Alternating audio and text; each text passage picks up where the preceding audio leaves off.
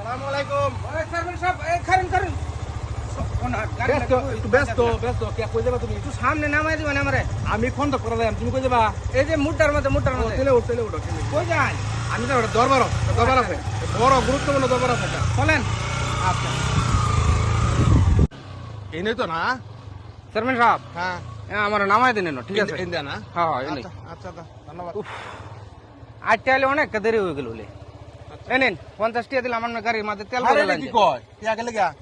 গাড়ির তেল ভরে আলবান গাড়ির তেল ভরালতাম মানে এটা বুঝলাম না। তা আপনারা দরবারে গেল আনছি দেখে তেল ভরা লাগবো। আরে মি আপনারা চেয়ারম্যান মানুষ একটা দরবারের মধ্যে গেলে তেলের টেরা হন না এই টিহা দিলাম আপনারে তেল লাগে সব চেয়ারম্যানটা দুর্নামও।